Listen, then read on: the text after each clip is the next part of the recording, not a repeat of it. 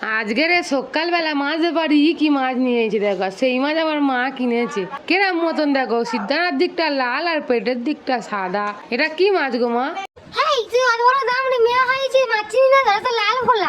ও লাল ভোলা, তা সে যে ভোলা হয় হোক, ওর জন্য একটা মশলা তৈরি করে নিচ্ছি। ওই একটু পেঁয়াজ কুচি আদা রসুন দিয়ে ভালো করে এই ঘুরঘুরে মেশিনটাই দিয়ে দিচ্ছি। দিয়ে চলো এবারে এটা ভালো করে ঘ্যাট ঘ্যাট করে পেস্ট তৈরি করে নি। কি আর এই গরমের সময় শিলনোড়ায় বাটবে। এবারে এই লাল ভোলার একটু গায়ে হলুদ দেবো, তা সেই জন্য একটু হলদির গুঁড়ো, নুন আর ঝালের গুঁড়োতে বেশ করে মাখাতে হবে। পুরো পা থেকে মাথা অবধি কিন্তু ঘষে ঘষে হলুদটা মেখে দিচ্ছি। লোক মনে হয় বেশ সময় এরম হলুদ মাখে না, এর ঝত্রা হলুদ মেখে দিচ্ছি। তা এদের এই গায়ে হলুদের পর্ব শেষ হলো।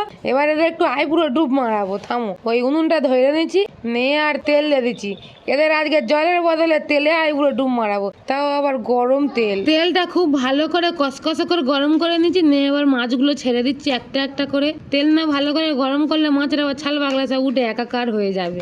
মুখ থেকে যা বের করলাম তাই হলো। সে মাঝখানের মাছ দুটো ঠিক আছে, আর দুই ধারের মাছ দুটো উল্টাতে গিয়ে দেখো না ছাল বাগলা উঠেছে, একদম কেইলে গেছে। দুটো মাছ ক্ষত বিক্ষত হয়ে গেছে বলে তোমাদের আর দেখালুম নি, আর দুটো মাছ অক্ষত অবস্থায় তুলে নিয়েছি।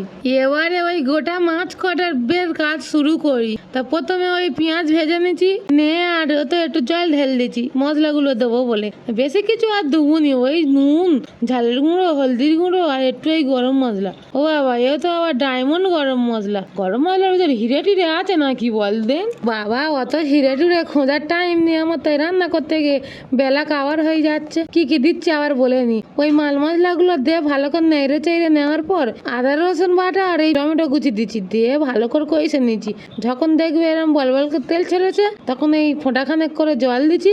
দিয়ে জল ফুটে উঠলে মাছ কটা দিয়ে দিচ্ছি। দুটো মাছ তো একদম গুঁড়ো হয়ে গেছে, আর চারটে গোটা ছিল।